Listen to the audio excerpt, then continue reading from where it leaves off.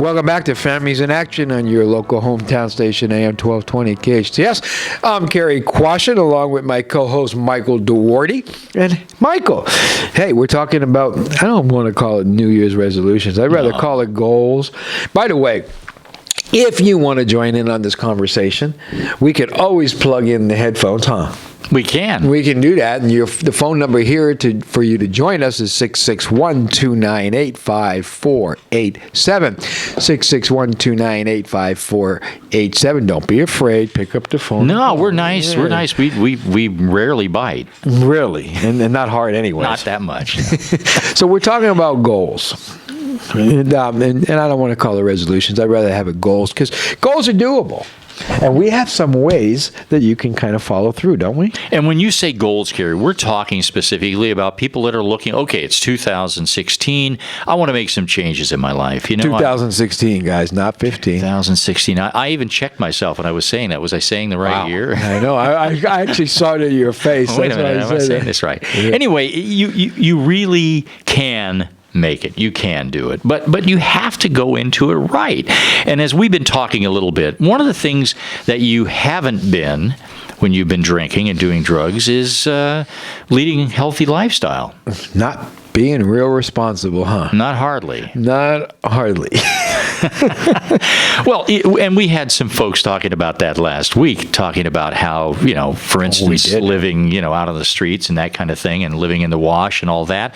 And so obviously they're not getting the kinds of food that they need. They're not getting exercise unless you count running away from the police. I don't know, but I'm just saying that healthy lifestyle goes right out the door, because really all you're interested in is getting that booze or getting the drugs. And I'll tell you, when people come into my drug rehabs or alcohol rehabs, that's the first thing that we do is we have to get them physically checked out, because they've been masking pain and stuff like that, so they haven't been able to realize, hey, a lot of people have things wrong, and they need to now get it checked out. Right, which is exactly what we do in the behavioral health unit. The first thing we want to know is their physical health. Exactly. So when you're starting to get yourself sober, you want to definitely make sure that you're okay physically.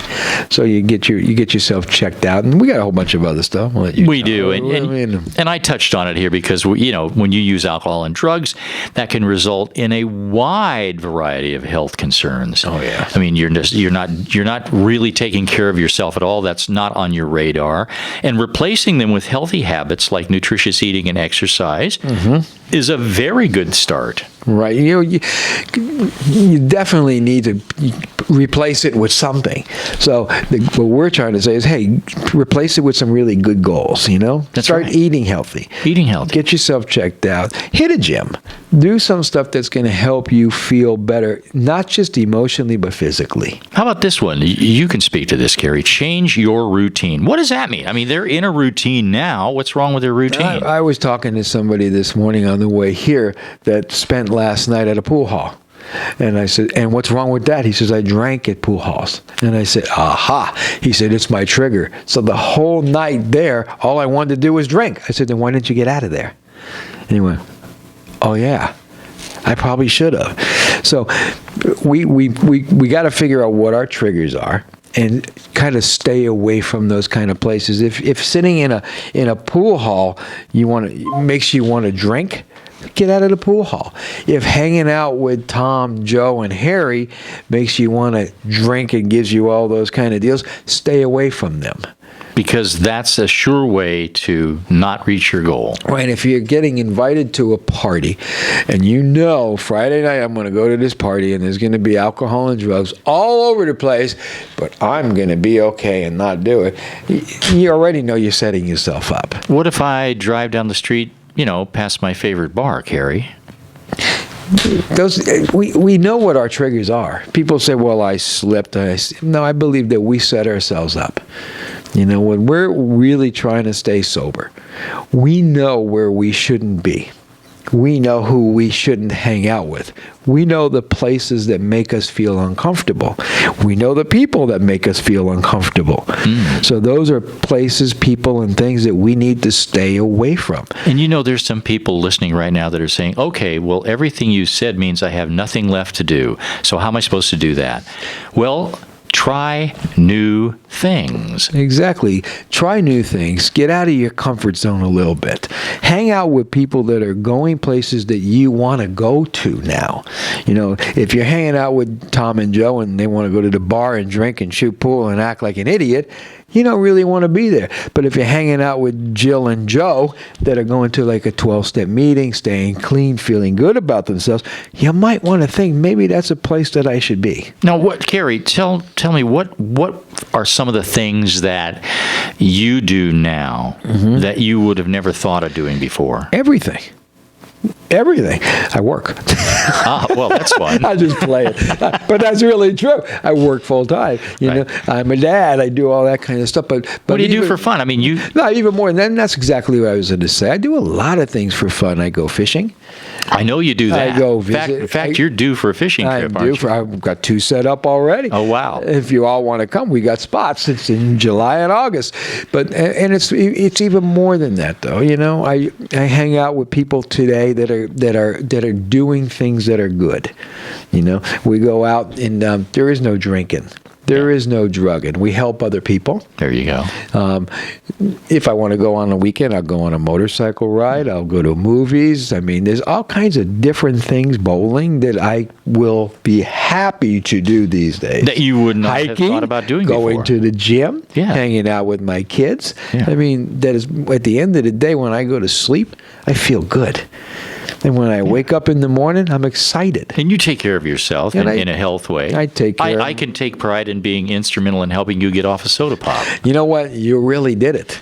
I mean, I was really getting sick and tired of drinking Diet Cokes. You were hitting those pretty good. And you said something that really did it. It did it. You yeah. walked in the office and said, when I taste my Diet Cokes, now I taste the chemicals, and you just blew it for me. Well, that's because I stopped drinking it for like a month. I stayed away from soda, and I thought, I'm going to go back and just have a little sip, and I did, and it tasted horrible. And I took a sip right after you said that, and I tasted the chemicals, and I said, this isn't good. And that was the last Diet Coke I had. So see, there you go. It's been over a year. You got some help. Mike. It wasn't even solicited, and you got I know. So go ahead. Well, you know, we've just come out of a very challenging time because it was the holidays, and as we've already talked. And by the way, for the holidays, for a lot of people, it's really tough. Well, everybody's drinking. Even people that don't normally drink very much are apt to take a drink around the holidays because everyone is saying, hey, let's have a glass of champagne, let's do this, let's do that. And it's all the other feelings that come out now too. I mean, it's now, I think, a dangerous time, and I'll tell you why. People say there's more suicides, more stuff going on during the holidays. Simply not true. No. There's more suicides and more people trying to get sober and more people breaking their resolutions and more people feeling bad about themselves now than ever before. And a lot of people were let down during the holidays. They had these crazy expectations, and guess what? It didn't happen. So there's a whole lot of people now that are out there having to deal with a whole lot of stuff, a whole lot of feelings that might need a little extra kind of help. And one of the things that we've been talking about, we haven't used this phrase, but we could. You really need a toolbox. Right. You need tools. That's friends. You can call groups, all kinds of things working on your side to help you through those tough days. What happens when those thoughts start creeping in, Cary? Well, first of all, hanging on to those kind of thoughts is probably a really bad idea. Dealing with stuff alone is probably a really bad idea. So you've got this craving to go drink or do drugs, and you're just sitting there stewing in your own juices, so to speak. Yeah, you're stewing there. Yeah, you're stewing, and what do? You do what's comfortable. You call your buddies. And your buddies say, oh, yeah, me too. Come on over tonight. We'll have a drink. So when you got to do things a little bit different now. If you're going through this hard times and you want to stop drinking and you're starting to stew and you're getting depressed, the last thing you want to do is call somebody that's drinking. You want to call somebody that's going to support your now good ideas, your good thoughts. And you want to surround yourself with people that are not drinking, that'll support what you're doing, that won't take you out to a bar and say, don't drink, Mike, as they're guzzling a bottle of tequila. Right. You want to hang out with people that are doing the same things. That's why some of these 12-step meetings are so very important, because you're surrounding yourself with people that are just like you. that are now not drinking, that are going to support you and your new life changes. And one of the most powerful things about the 12-step program is the fact that they are literally telling you that you're not going to stay sober for the rest of your life. You're going to stay sober today. Right. So you don't have to think about next year. How can anybody just wake up and say, I'm going to be sober in a year? It's not even feasible. You can't even imagine it. But can I do it today? Yeah. With support of these people, I can do that. And that means that if you're having a tough day, what? You're going to go to sleep, you're going to wake up to a new day. A new day. It's just one day at a time. All you got to do is one day. Just today. And sometimes it's 1 hour. Sometimes it's 1 minute. And if it's really tough, there's even more help. You can, again, call us. We'll help you. It's 800-367-8336. On the back of your insurance card, there's stuff. There's 12-step meetings. They're free. There's all kinds of stuff and ways to do this. So that takes away somebody saying, well, I can't do it because I don't have any money. You don't have to have a dime. Exactly. I bet you they'd even let you drink the coffee for free. It's free. And that's not, we're just talking alcohol and that kind of stuff. Food. Let's go to food. Yeah. I want to lose 20 pounds. So I'm going to call Mike. Hey, Mike, where you want to go? You want to go to a buffet? All you can eat? Not a good idea, Not right? a good idea. Not a good idea. Yeah, and the thing that bothers me a lot about that when people are trying to lose weight is oftentimes it's real easy to lose sight of the fact that you didn't gain that weight overnight. Right. You're not going to lose it in a day or two. It's going to take some effort. And as they always tell you, when you lose the weight, it's the last, 5-10 pounds that are the hardest. Yeah.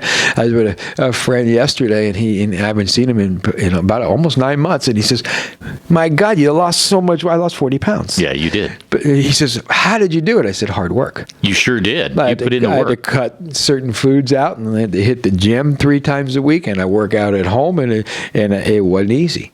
But I'll tell you what, I sure feel better.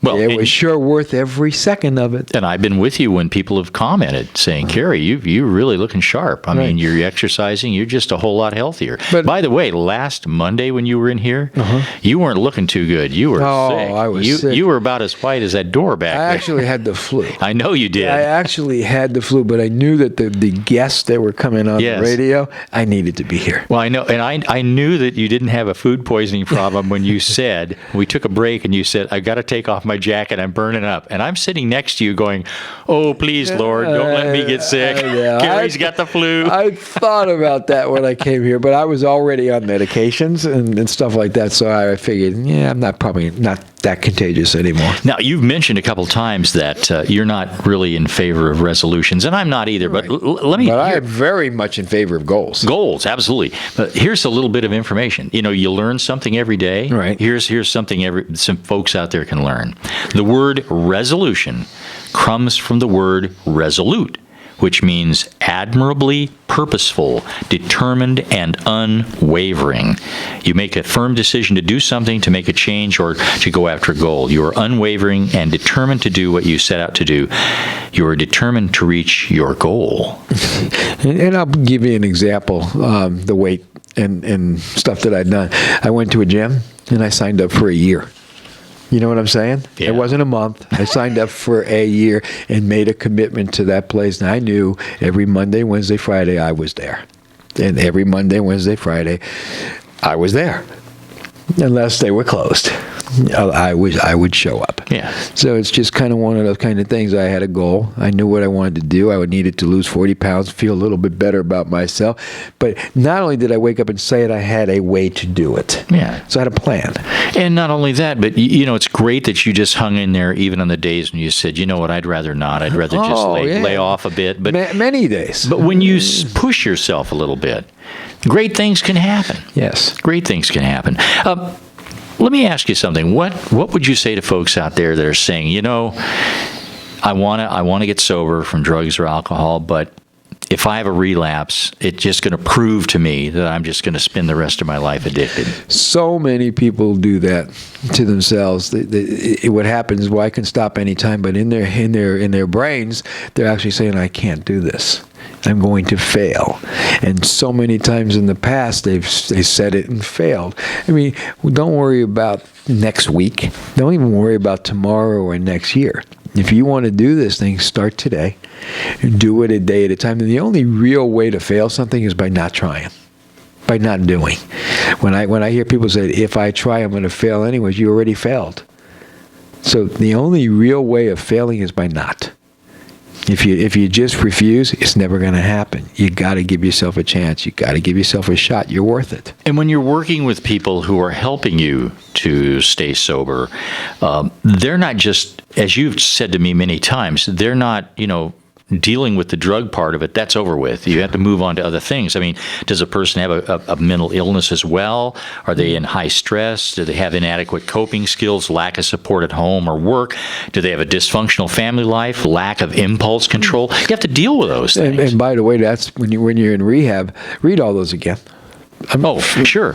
Learning disabilities, a concurring mental illness. In other words, they have a mental illness right along with. Could be anything. It could be even clinical depression. Anything. It could be anything. High stress.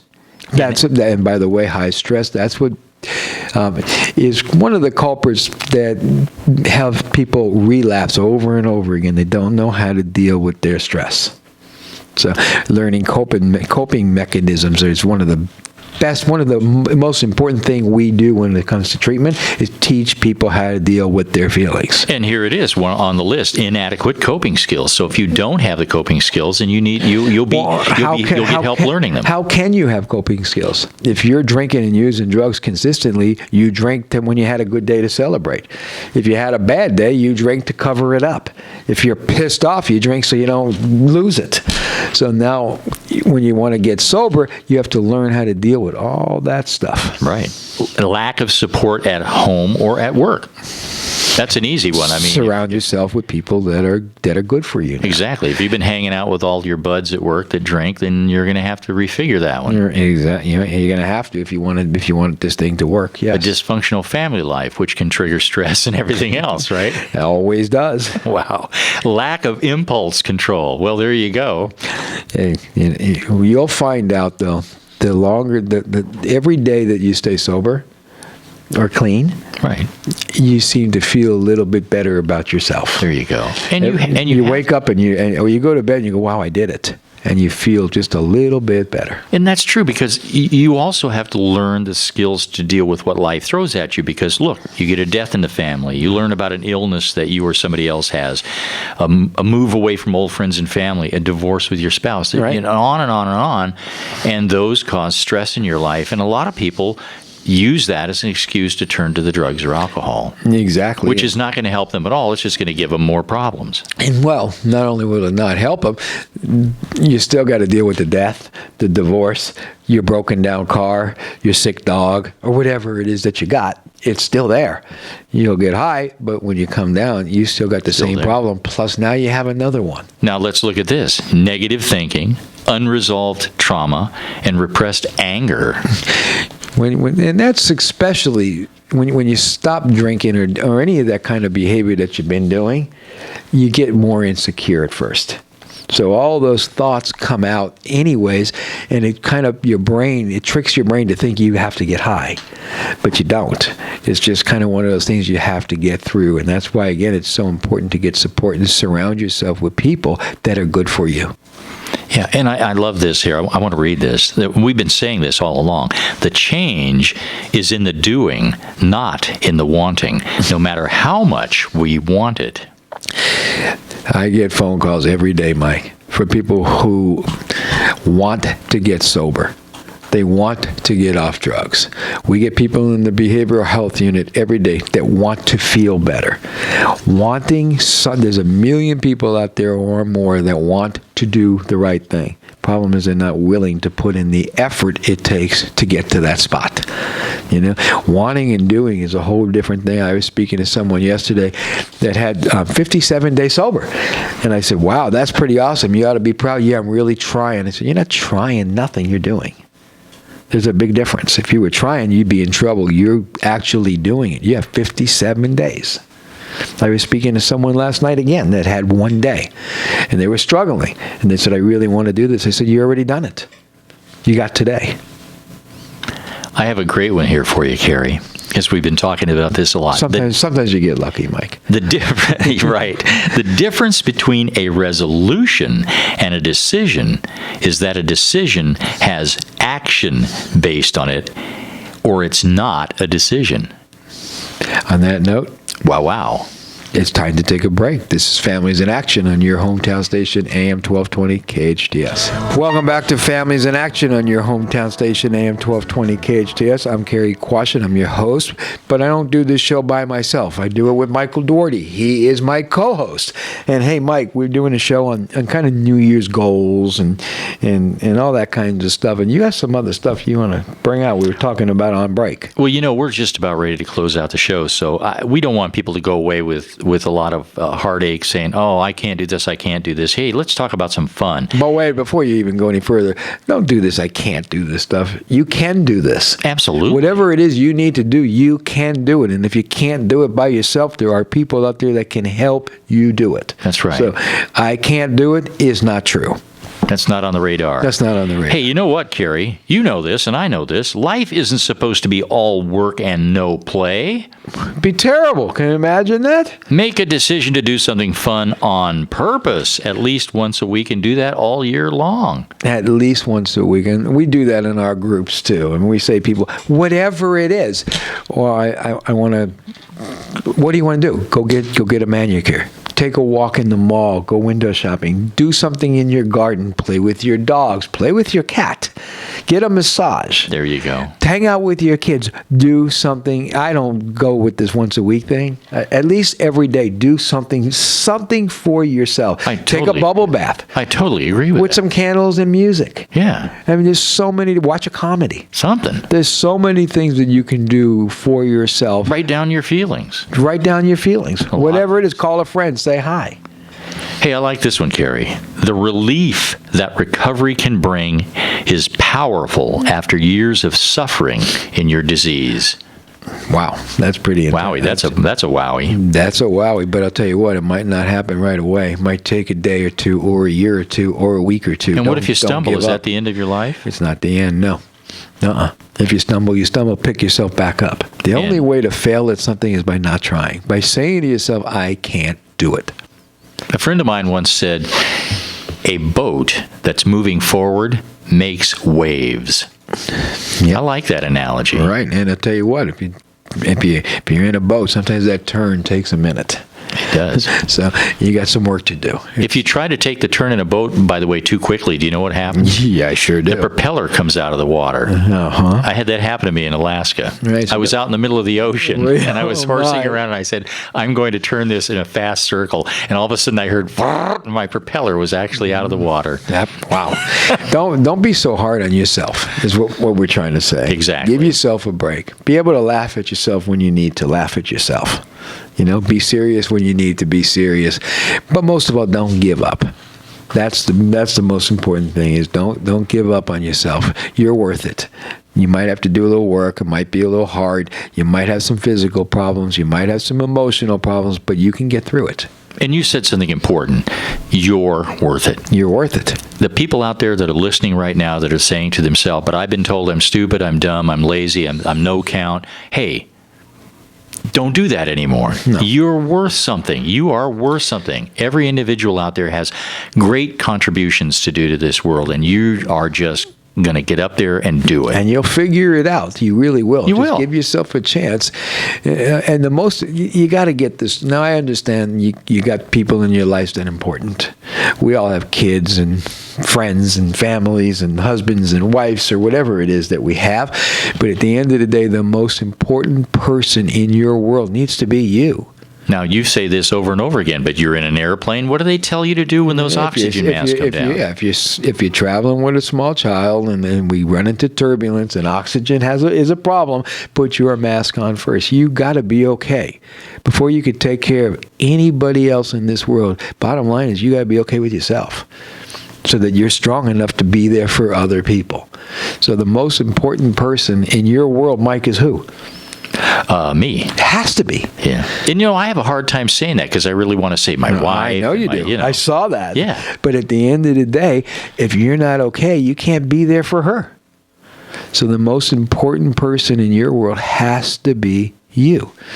Then you can be there for everyone else that you need to be there for. But first, take care of yourself, please. You're worth it. So your New Year's goal needs to be you. And this has been a really powerful show, because what have we been telling people? We've been saying, A, there's hope out there. If you get a hold of it and you make it your goal and you get the proper support you need to do that, and then go forward. And if you stumble, so what? Keep going. And I'm also a firm believer that you got to surround yourself with people that are good for you. I love the phrase that says you can't soar with buzzards if you want to be an eagle, right? Right. And so many times people, when we have low self-esteem, we hang out with people that kind of keep our self-esteem low. You know what I'm saying? Oh, yeah. I mean, when we deal with kids, we have kids that are cutters, and they hang out with other cutters. I mean, it's like not a good idea. People that are suicidal, that are talking to other suicidal people. Not a good idea. Because those other people validate what you're doing, but hey, you don't want to validate it. You want to people move that away are drinking, they hang out with other people that are drinking. No.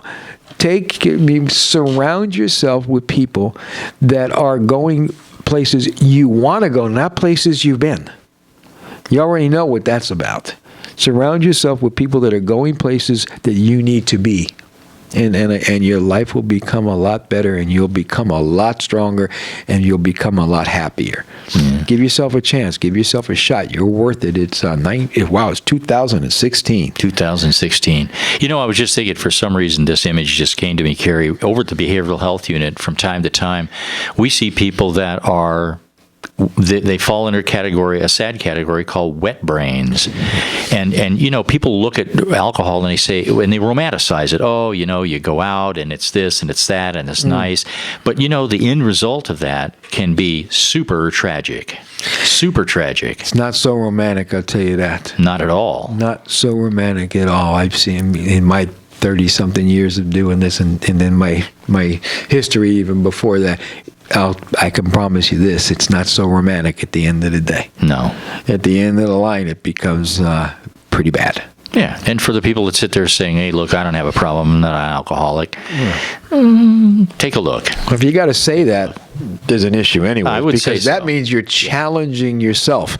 Why would somebody say, hey, look, I'm not an alcoholic? You're challenging yourself. Yeah. And they say, I can stop anytime I want. Yeah. And we, you know, with the rehabs that I own and operate, and the things that I see, and the psychiatric unit that we both work at, and the things that we see, it's not so pretty, is it? Not at all. Not even a little bit. So we want you to have a safe and happy 2016. We're looking forward to another year here on KHTS. And again, thanks to our listeners and the Goldmans for doing it. Absolutely. This is phenomenal. They're so involved. This station is so involved in the community, and that's a precious thing. Oh, by the way, what about our board op? Justin? Yeah, what about Justin? He does a thing or two for this show. Yeah, isn't he great? He does a thing or two. We've tried to get him to talk, but he's not into it. No. But hey, Justin, we appreciate everything you do. Absolutely. And, Happy New Year's. And all that good stuff. And on that note, Mike, guess what? It's a time to close out the show. Is that what you're trying to say? This is Families in Action on your hometown station, AM 1220 KHTS. Happy 2016.